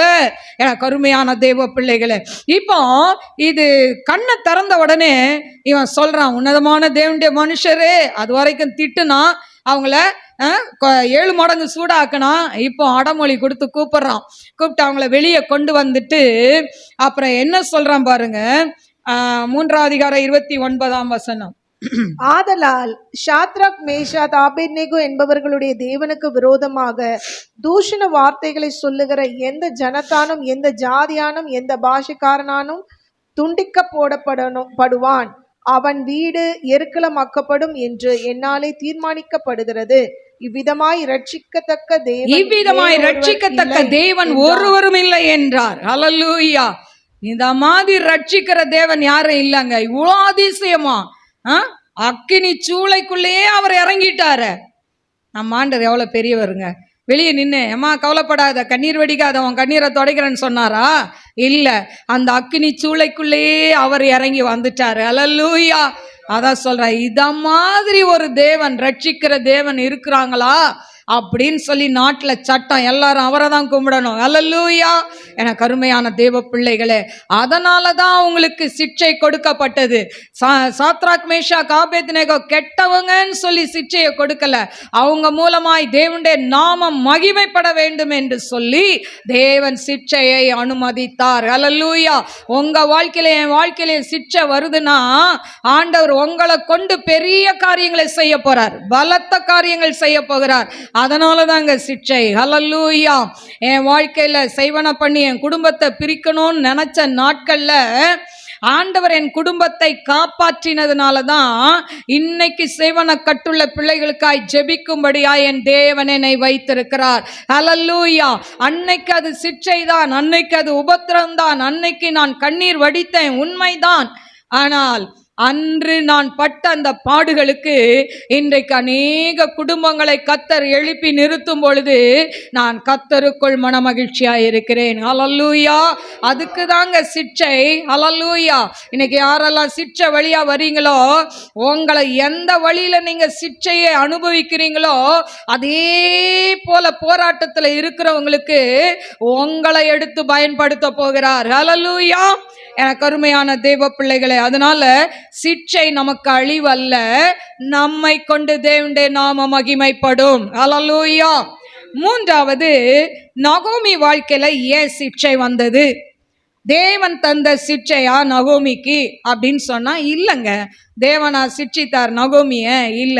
வாசிப்போம் ரூத் 1:20-21. அதற்கு அவள், நீங்கள் என்னை நகோமி என்று சொல்லாமல் மாறாள் என்று சொல்லுங்கள், சர்வ வல்லவர் எனக்கு மிகுந்த கசப்பை கட்டளையிட்டார், நான் நிறைவுள்ளவளாய் போனேன், கர்த்தர் என்னை வெறுமையாய் திரும்பி வர பண்ணினார், கர்த்தர் என்னை சிறுமைப்படுத்தி சர்வ வல்லவர் என்னை கிளேசப்படுத்துகையில் நீங்கள் என்னை நகோமி என்பானேன் என்றார். பாருங்க, இந்த நகோமி சொல்றா, அவ பெத்லகேமிலிருந்து அங்க அதாவது மோவாபுக்கு போறா. பெத்லகேம்ல ஒரு பஞ்சம் வந்துருச்சு. அவங்க இருந்த ஊரு பெத்லகேம். பெத்லகேம் என்று சொன்னால் அப்பத்தின் வீடு. அப்பத்தின் வீடு ஆண்டவர் இருக்கிற அந்த ஸ்தலத்துல பஞ்சம் வந்த உடனே இவன் என்ன பண்ணிருக்கணும், கொஞ்சம் பொறுத்து பார்த்துருக்கணும். இவ்வளோ பேர் இருக்கிறாங்களே, இவ்வளோ பேர் இருக்காங்களே, நம்மளும் இருக்கலாம்னு நினைச்சிருக்கலாம். இவங்க என்ன பண்ணிட்டாங்க, இவங்க சுய சித்தத்தின்படி அந்த ஊரை விட்டு, அதுவும் மோவாப் தேசத்துக்கு போறாங்க. மோவாப் என்று சொன்னால் அருவருப்பு, விக்கிரங்கள் நிறைந்த இடம். அந்த தேசத்துக்கு இவங்க கடந்து போறாங்க. அங்க போய் அங்க போகும்போது பாத்தீங்கன்னா அவங்க குடும்பமா போறாங்க. அதாவது பாத்தீங்கன்னா எலிமெலேக்கு அவங்க ஹஸ்பண்ட் பேரு, மக்லோன் கிளியோன் அவங்களுடைய 2 பிள்ளைங்க பேர். இவங்க இந்த அம்மா நகோமி 4 பேரும் போறாங்க. ஆனா மோவாபுக்கு போய் 10 வருஷம் குடி இருக்கிறாங்க. அங்க தன் பிள்ளைகளுக்கு அவங்க என்ன பண்றாங்க, கல்யாணம்லாம் பண்றாங்க. ஆனா ஃபர்ஸ்ட் போய் கொஞ்ச நாள்லே அவங்க கணவன் இறந்து விடுறாங்க. திரும்ப பிள்ளைங்களுக்கு திருமணம் செய்யறாங்க, மோவாபிய பெண்களை திருமணம் செய்யறாங்க. அதனால சொன்னேன், ஆண்டவருடைய பிள்ளைங்க கர்த்தரை தெரிந்த அறிந்த ரட்சிக்கப்பட்ட பிள்ளைகளை திருமணம் செய்யணும். மோவாபில இருந்து பொண்ணை எடுத்துட்டாங்க. இந்த அருவருப்பான தேசத்திலிருந்து எடுத்ததுனால இப்ப என்ன வருது, சிட்சை. இவங்களும் இறந்து போயிட்டாங்க, 2 பையனும் இறந்து போயிட்டாங்க. இப்போ அந்த 10 வருஷத்துக்குள்ள எல்லாத்தையும் இழந்து போயிட்டாங்க. 3 விதவை கோலத்தோட 3 பேர் இருக்கிறாங்க. பாருங்க எவ்வளோ பரிதாபமான ஒரு காரியம். அந்நிய தேசத்துல போய் இப்போ பெத்லகேமில் பஞ்சம் தீர்ந்தது என்று சொல்லி அறிந்து இவர்கள் மறுபடி பெத்லகேம் போலாம் என்று சொல்லி வரும்பொழுது அங்க இருக்கிறவங்க, ஐயோ நகோமி வந்துட்டாங்க, சந்தோஷம். இப்போ ஒருத்தர் போறாங்க, வந்துட்டா என்ன சொல்லுவோம், ஐயோ இந்த குடும்பம் போச்சு, வந்துட்டாங்க திரும்ப அப்படின்னு சொல்லுவோம்ல. சொல்லும் போதுதான் அவ சொல்றா, என்னை ஏன் நகோமின்னு சொல்றீங்க, சர்வ வல்லவர் எனக்கு மிகுந்த கசப்பை கட்டளையிட்டு இருக்கிறார், அதனால நகோமி இல்ல என்னை மாறாள்னு சொல்லுங்க. கசப்பு அப்படின்னு அர்த்தம், கசப்புன்னு அர்த்தம். பாருங்க, நான் நிறைவா போனேன், கர்த்தர் என்னை சிறுமைப்படுத்தி அப்படின்னு சொல்றா. கர்த்தர் அங்க சிறுமைப்படுத்தினாரு இல்லையே, அவங்க சுய இச்சையில போனாங்க. இதான் யாக்கோபு 1:13-15 வாசிக்கலாமா? யாக்கோபு 1:13-15.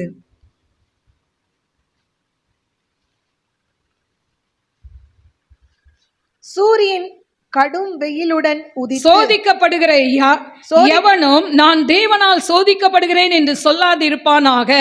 தேவன் பொல்லாங்கினால் சோதிக்கப்படுகிறவர் அல்ல, ஒருவனையும் அவர் சோதிக்கிறவரும் அல்ல. அவனவன் தன் தன் சுய இச்சையினால இழுக்கப்பட்டு சிக்கொண்டு சோதிக்கப்படுகிறான். பின்பு இச்சையானது கர்ப்பம் தரித்து பாவத்தை பிறப்பிக்கும், பாவம் பூரணமாகும் போது மரணத்தை பிறப்பிக்கும். பாருங்க, நம்ம இச்சையினால செய்யற காரியம் முதல் பாவம், பாவத்திலிருந்து மரணம். அல்லேலூயா. அப்போ இவங்க இச்சையின்படி போயிட்டாங்க. இப்ப என்ன பண்றாங்க? ஆண்டவரை குறை சொல்றாங்க. ஆனா ஆண்டவர் இந்த குடும்பத்தை நேசிக்கிறார்.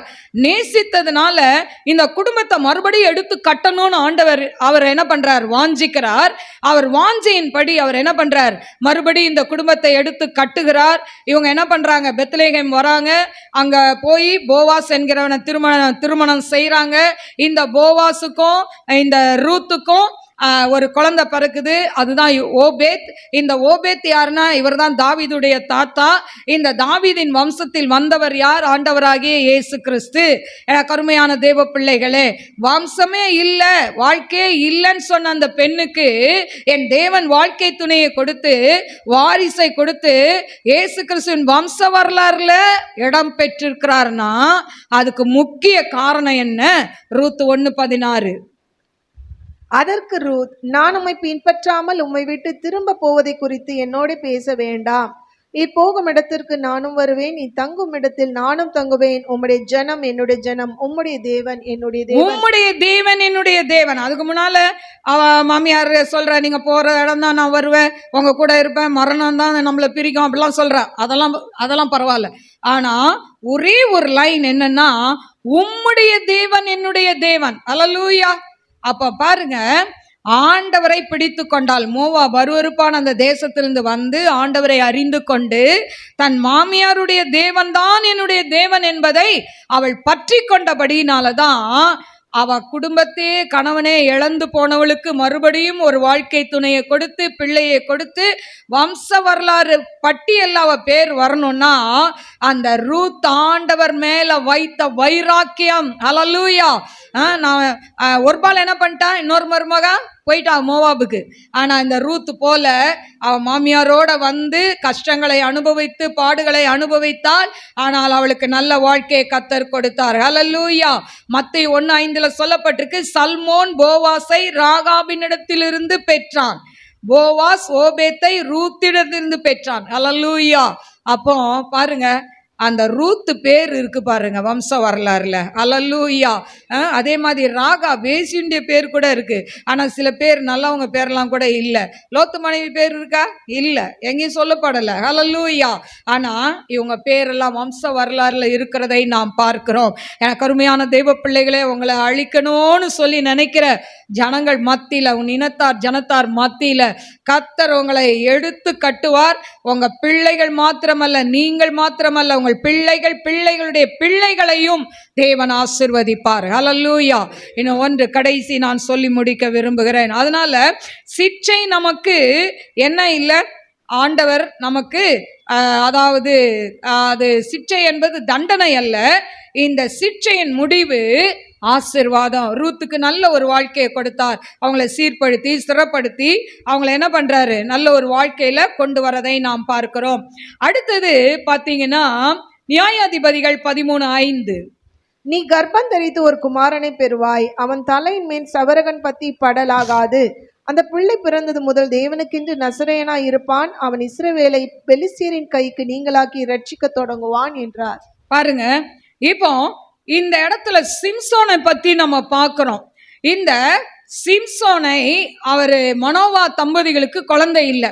அப்போ அந்த மனோவோடைய ஒய்ஃபுக்கு தரிசனம் கொடுத்து, நீ இப்படிலாம் இருக்கணும், இந்த பிள்ளைக்கு சவரன் கத்தி படக்கூடாது, நஸ்ரே விரதம் இருக்கணும் அப்படிலாம் சொல்லி ஒரு குழந்தைய கொடுக்கறாங்க. இந்த அம்மா வயிற்றுல இருக்கும்போது திராட்சை ரசம் அருந்தலை, மது அருந்தலை இப்படியெல்லாம் சொல்லப்பட்டிருக்கு. திராட்சை பழத்திலேருந்து செய்கிற ஒன்றையும் தீட்டானதெல்லாம் புசிக்கலை, அதெல்லாம் கொடுத்துருக்கு. ஆனால் இப்படி சொன்ன வாக்கு தத்தத்தின்படி அவங்களுக்கு குழந்தை பிறக்குது. சிம்சோன் என்று சொன்னால் சூரியனை போன்றவன் என்று அர்த்தம். அவ்வளோ ஒரு பராக்கிரமசாலி இந்த சிம்சோன். பாருங்க, இந்த சிம்சோன் அதாவது கையில ஒண்ணுமே இல்லாம ஒரு சிங்கத்தை ஆட்டுக்குட்டியை போல கிழிச்சு போட்டான்னு இருக்கு. அது மட்டும் இல்ல, ரெண்டாவது 300 நரி, அதாவது அவன் ஒரு பொண்ணை லவ் பண்றான், அதை என்ன பண்ணல, திருமணம் செய்யல, அவளை இன்னொருத்திக்கு கல்யாணம் பண்ணி கொடுத்துட்றாங்க. அந்த கோவத்துல 300 நரியை பிடிக்கிறான். ஒரு நரி பிடிக்கணும்னா கூட நம்ம ஓடி ஓடி அன்னைக்கு என்ன பண்ணுவோம், பல வருஷங்கள் ஆகும், பல மாதங்கள் ஆகும் ஒரு நரியை பிடிக்க. 300 நரியை பிடிச்சி அதுவும் வாளோட வாள் கட்டினானா. அப்ப எவ்வளவு பராக்கிரமசாலி பாருங்க. நரி கடிக்குமா கடிக்காதா? வாளோட வாளை கட்டி அதுல தீ கொளுத்தி அதை என்ன பண்ணிட்டான், திராட்சை தோட்டத்துல உள்ள விட்டுட்டான். ஆனா அவ்வளோ கோபம் அவனுக்கு. நான் நேசித்த பொண்ணை இன்னொருத்தனுக்கு கல்யாணம் பண்ணி கொடுத்துட்டாங்களேன்னு பாருங்க. உடனே இவன் இப்படி பண்றானேன்னு இவனை பிடிக்கிறதுக்கு ஜனங்கள் எழும்பும் போது அவன் என்ன பண்றான், அங்கிருந்து, அதாவது இவங்க பிடிக்க வராங்கன்னு ஒரு பச்சை கழுத தாடை எலும்பை எடுத்துக்கிட்டான். பச்சை எலும்பை 1000 பேரை கொண்டு குவிக்கிறான். அவ்வளோ ஒரு பராக்கிரமசாலி. எனக்கு அருமையான தேவ பிள்ளைகளே, இன்னும் அவனை பிடிக்க வரும்போது இந்த நிலை கதவையே பேத்துக்கிட்டு மலை மேலே ஏறி போறானா. நிலக்கதவை பேக்க முடியுமாங்க? நம்மனா அதில் அடித்து உடச்சி எடுக்கிறதுக்கு எவ்வளோ நேரம் ஆகும். அப்படியே ஆட்டி பேத்து ஷோல்டர் மேலே வச்சுக்கிட்டு மலை மேலே ஏறி போனானா. அந்த அளவுக்கு பராக்கிரமசாலியான அவன் கண்ணின் இச்சைக்குள் விழுகிறான். 14:3, அவள் என் கண்ணுக்கு பிரியமானவள், அவளையே கொள்ள வேண்டும். இதுதான் கண்ணின் இச்சை. அவன் சொல்றான், எனக்கு அந்த பொண்ணு தான் வேணும். இன்னைக்கு நிறைய பேர் கேட்குறாங்கல்ல, நிறைய பிள்ளைங்க வளர்ந்த பிறகு சொல்லுவாங்க, எனக்கு அவள் தான் வேணும், அவளை கல்யாணம் பண்ணி தரீங்களா இல்லையா? இல்லைப்பா, குடும்பம் சரியில்லைப்பா, பேக்ரவுண்டு சரியில்லைப்பா, நீ அங்கே போனீங்கன்னா அது நல்லா இருக்காதுப்பா. அதெல்லாம் அவங்களுக்கு தெரியாது. எனக்கு அவள் தான் வேணும், இல்லைன்னா நான் கல்யாணம் பண்ண மாட்டேன். அவன் தான் வேணும், இல்லைன்னா கல்யாணம் பண்ண மாட்டேன். இன்னைக்கு பிள்ளைங்க டிமாண்ட் பண்ணுறதை பார்க்குறோம். இப்படி இவனும் சொன்னான், என் கண்ணுக்கு பிரியமானவள் என்று சொல்லி. பாருங்க, இப்படி அந்த கண்ணின் இச்சையில் விழுந்ததுனால இவன் பாருங்க அங்கிருந்து 16:1 காசால வேசி வீட்டுக்கு போறான். அங்க போய் அவனை பிடிக்க வந்த உடனே அங்கிருந்து 16 நியாயாதிபதிகள் 16:4 தெளிலால் என்பவர்கிட்ட ஃப்ரெண்டா பழகிறான். பாருங்க, அதுக்கு தான் ஃப்ரெண்டு வைக்கக்கூடாது. அதாவது ஆண்களுக்கு கேர்ள் ஃப்ரெண்டு தேவையே கிடையாது, பெண் பிள்ளைகளுக்கு பாய் ஃப்ரெண்டு தேவையே கிடையாது. இன்னைக்கு ரொம்ப நாகரீகம் மிஞ்சி போகிறதுனால இன்னைக்கு என்னன்னா பெண் பிள்ளைகள் என்ன பண்ணுறது, ஏன்னா ஒரு 2 பொம்பளை பிள்ளைங்க ஃப்ரெண்டாக இருக்க முடியாது. ஏன்னா அதுங்க சண்டை போட்டுக்கும் அப்பப்போ. ஏன்னா ஒரு சின்ன காரியம், இவங்க நல்ல ட்ரெஸ்ஸு போட்டுட்டா அவள் ஃப்ரெண்டுக்கு பிடிக்காது. என்னடா மேலேயும் கீழேயும் பாப்பா, என்னடா ஒரு வித்தியாசமாக வந்திருக்கிறா அப்படின்னு சொல்லி அவளுக்குள்ள ஒரு பொறாமை வந்துடும். ஆனால் ஒரு பையனும் பொண்ணும் ஃப்ரெண்டாக இருக்கும்போது அவங்களுக்குள்ள அந்த பிரச்சனையெல்லாம் வராது. அதனால இப்போ எல்லாம் என்ன பண்ணுறாங்கன்னா, பொண்ணும் ஃப்ரெண்டு வேணாம், எனக்கு பையன் ஃப்ரெண்டு வேணும். பையன் சொல்கிறான், எனக்கு பையனும்னா அடிச்சிக்கிறானுங்க, பொண்ணு ஃப்ரெண்டு வேணும். அதனால இப்போ இப்படி ஃப்ரெண்ட்ஸ் வச்சுக்கிறாங்க. நீங்களாம் ரொம்ப நல்லவங்க அப்படின்னு உங்கள் மூஞ்சில் எழுதி ஒட்டி இருக்கு. அதனால உங்களை சொல்லலை, ஆனாலும் விழுந்துடாதீங்க. அல்லேலூயா. பொம்பளை பிள்ளைங்க பையன் ஃப்ரெண்டாகவே இருக்கக்கூடாது, பையனுங்களுக்கு பொம்பளை பிள்ளைங்க ஃப்ரெண்டாகவே இருக்கக்கூடாது. அவ்வளோதான், முடிஞ்சுது உங்க கதை, வாழ்க்கையே முடிஞ்சுதுன்னு நினச்சிக்கோங்க. பாருங்க, இப்போ அங்கே போய் ஃப்ரெண்டாக இருக்கிறான். இப்படி ஃப்ரெண்டாக இருந்துக்கிட்டு இப்படி அவன் ஒரு பணம் பிடுங்கி. பாருங்க, இந்த வேசி வீட்டுக்கு போகிறவங்கெல்லாம் சும்மா கிடையாதுங்க. நம்ம நினைக்கிறோம் உங்களுக்குன்னு கொடுத்த விலா எலும்பு தான், நீங்கள் பணத்தை கொடுத்தாலும் கொடுக்காட்டாலும் உங்களுக்கு சோறு பொங்கி போடவும், துணி துவைச்சி போடவும், வீட்டு வேலையை பார்க்கவும் சம்பளம் இல்லாத வேலைக்காரி. அல்லேலூயா. சொல்லப்போனால் என்னது, சம்பளம் இல்லாத வேலைக்காரி. நான் நேற்று ஒருத்தட்ட பேசிகிட்டு இருந்தேன். சமையல் பண்ணணுன்னா இவ்வளோ காசாம், வீடை பெருக்கி தொடங்கணும்னா இவ்வளோ காசு, பாத்திரம் வளர்க்கணுன்னா இவ்வளோ, துணி ஒரு வீட்டில் 5 பேர்னா 5 பேருக்கு லிஸ்ட்டு போட்டு இவ்வளோ. பாருங்க, முன்னெல்லாம் வேலைக்காரங்களுக்கு ஒரு 1000 ரூபா கொடுத்தா எல்லா வேலையும் செஞ்சுட்டு போவாங்க. இப்போ வேலைக்காரங்க தான் கொள்ளை அடிக்கிறாங்க. அல்லேலூயா. அவங்க சொல்லும்போது சாப்பாடுக்குன்னா இவ்வளோ கொடுக்கணுமா. அப்போ முடியாதவங்களாம் என்னங்க பண்ணுவாங்க, சமையல் பண்ண முடியாதவங்க. அல்லேலூயா. அப்போ இன்னைக்கு கொஞ்சம் யோசித்து பாருங்க, பிரதர்ஸ்லாம் கொஞ்சம் யோசித்து பாருங்க. உங்கள் வீட்டில் அழகான உங்களுக்கு ஒரு விழா எலும்பை கொடுத்துருக்கிறாரு, வீட்டு வேலை அத்தனையும் காலையிலேருந்து மாங்குன்னு நைட்டு வரைக்கும் செய்கிறாங்க. அப்புறம் நம்ம என்ன சொல்லுவோம் கோவத்தில், நீ என்ன கலட்டுற, என்ன செஞ்சிட்டு இருக்கிற, காலையிலேருந்து என்ன பண்ணுற, தூங்கி தானே எழும்புற. அல்லேலூயா. எனக்கு அருமையான தேவ பிள்ளைகளை, அவங்களுக்கு தூங்குறது தான் தெரியுங்க, வீட்டில் எத்தனை வேலை இருக்குன்னு நமக்கு தான் தெரியும். அல்லேலூயா. எனக்கு அருமையான தேவ பிள்ளைகளை. அதனால இன்னைக்கு இந்த வெளியில போனாவே இவங்கெல்லாம் பணம் காய்க்கிற மரம். பணம் இருக்குதா வாயை பொழப்பாங்க பணம் மாதிரி. இல்லைன்னா என்ன பண்ணுவாங்க, பணத்தை காமிக்கலன்னா அவ்வளோதான், மூஞ்சி இஞ்சி தின குரங்கு மாதிரி இருக்கும். ஆனால் இப்போ இவன் வந்து பாருங்க, 5 ராஜாக்கள் சொல்றாங்க, நான் உனக்கு எவ்வளோ கொடுக்குறேன், நாங்கள் ஒவ்வொருத்தரும் 1500 ரூபா வெள்ளி காசு கொடுக்குறோம், அவனை மட்டும் பிடிச்சி கொடுத்துரு. பாருங்க, ஆம்பளைங்களால பிடிக்க முடியல, போய் எங்கே நிற்கிறாங்க, ஒரு பொம்பளை கிட்ட போய் நிற்கிறாங்க, நாங்கள் எல்லாம் 1500 வெள்ளி காசு கொடுக்குறோம். எவ்வளோ விலை பார்த்தீங்களா இந்த விபச்சார ஸ்ரீக்கு. ஆண்டவரே 30 வெள்ளி காசுக்கு யூதாஸ் காட்டி கொடுத்துட்டு போயிட்டான். யோசேப்பை 20 வெள்ளி காசுக்கு குழியில் போட்டவன இஸ்மவேல்கிட்ட வித்துட்டு போயிட்டானுங்க. இவங்களுக்கெல்லாம் என்ன ரேட்டு, இவளுக்கு ரேட்டா பாருங்க. அல்லேலூயா. இன்னைக்கு தான் சமுதாயம் ஓடிக்கிட்டு இருக்கு பாருங்க. இப்படி சொன்ன உடனே இவளுக்கு பண ஆசை வந்துருச்சு, இவனை எப்படியாவது பிடிக்கணும். முதலுக்கு சொல்றான், உன் பலம் எங்க, உன் பலம் எங்க கேட்டுக்கிட்டே இருக்கிறான். இவன் என்ன பண்ண மாட்டான், சொல்லவே மாட்டான். அல்லேலூயா. முதல் சொல்றான் உன் பலம் எங்கன்னா, அவன் சொல்றான் 16:7 பச்சையான 7 அக்னியார் கயிறை வச்சு கட்டு, என் பலம் போயிடும்ன்றான். அடுத்தது கட்டிட்டு பெலிஸ்தரை கூப்பிட்டு அவன் அப்படியே எழும்புறான், எல்லாம் அத்து போயிடுது. ரெண்டாவது திரும்ப அலட்டி கேட்குறான், புது கயிறை வாங்கி கட்டு, 16:11 புது கயிறை வாங்கி கட்டு. அதுவும் பெலிஸ்தரை கூப்பிடும்போது அவன் எழும்புறான், எல்லாம் பட்டு பட்டுன்னு போயிடுது. அடுத்து மூணாவது அப்போ சொல்கிறான், என் 7 ஜடை இருக்குது எனக்கு, இந்த 7 ஜடைகளையும் நெசவு நூல் பாய்ச்சுவாங்கள்ல, அந்த முன்ன அந்த கூடாராணி மாதிரி வச்சு நெசவு நூல் போடுவாங்க, இந்த ரோட்லலாம் நான் பார்த்துருக்கேன், அது கூட சேர்த்து கட்டிடு, என் பலன் போயிடும். அது சிம்சோனை கட்டிட்டு கூப்பிடுறான், அவன் என்ன பண்ணுறான், அந்த ஆணியை பேத்துக்கிட்டு எழுந்துக்கிறான். அவ்வளோ ஒரு பலன் வாய்ந்தவன்.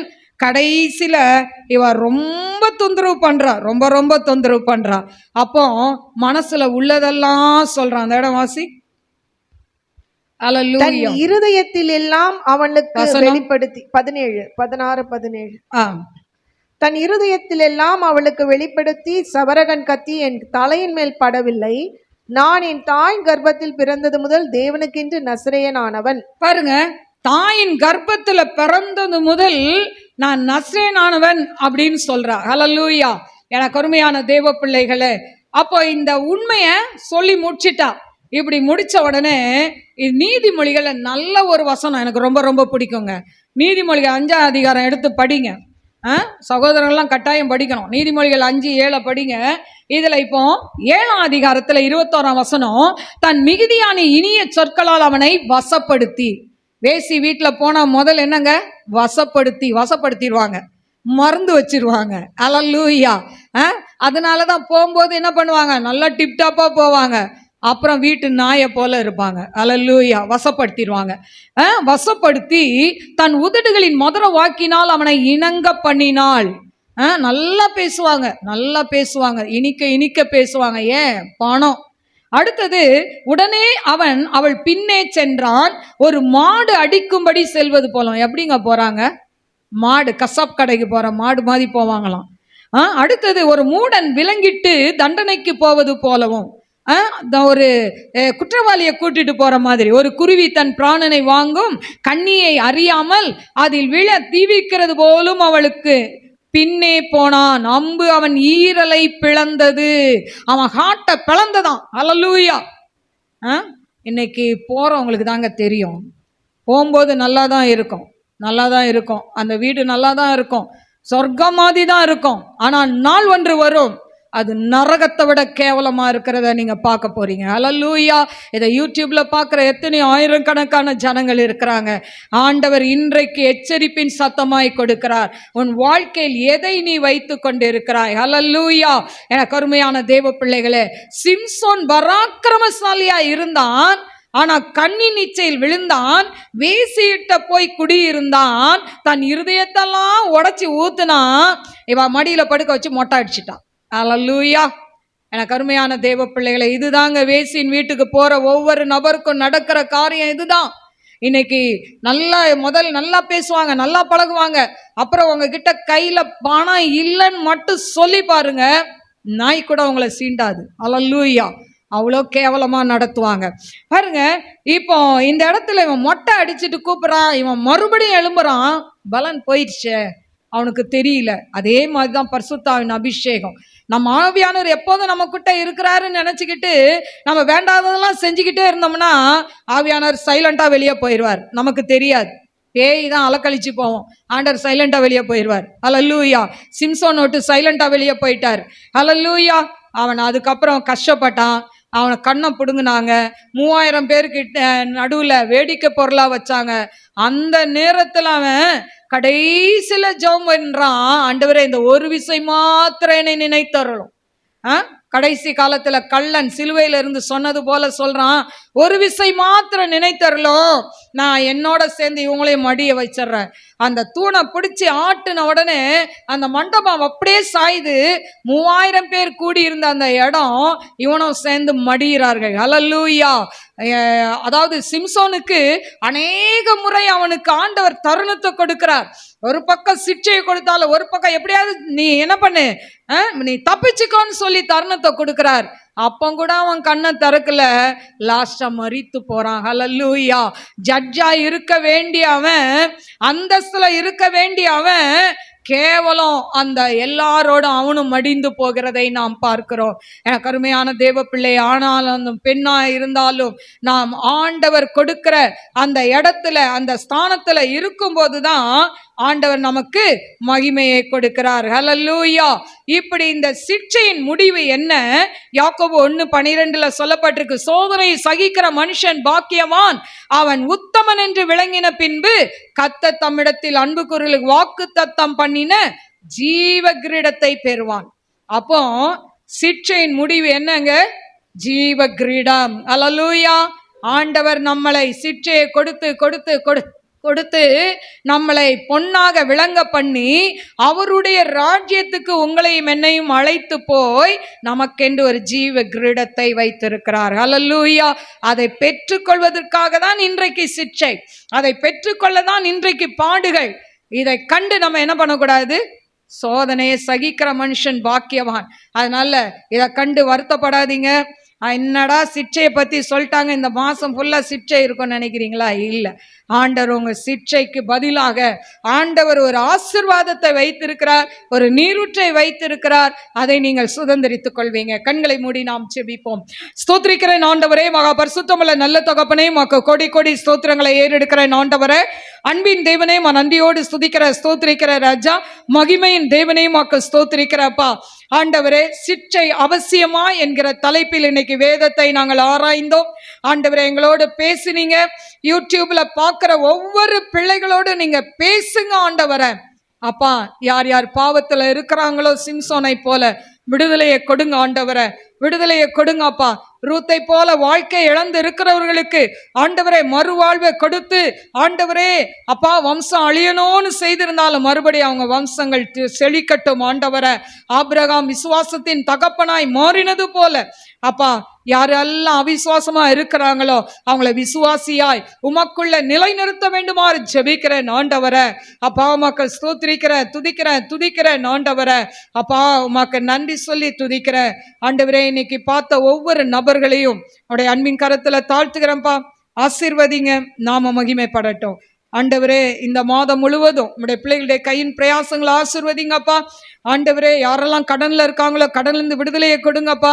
5 அப்பா 2 மீன்களை கொண்டு 5000 பேருக்கு போஷித்து மீதியான துணிக்கை எடுத்தது போல இந்த மாதம் ஆசீர்வாதமா இருக்க கிருபத்தாங்க. ஆவியாண்ட கரத்துல தாழ்த்தி ஒப்பு கொடுக்கிறேன். இயேசுவின் நாமத்தில் கேட்கிறேன் பிதாவே, ஆமேன். God bless you. God bless you.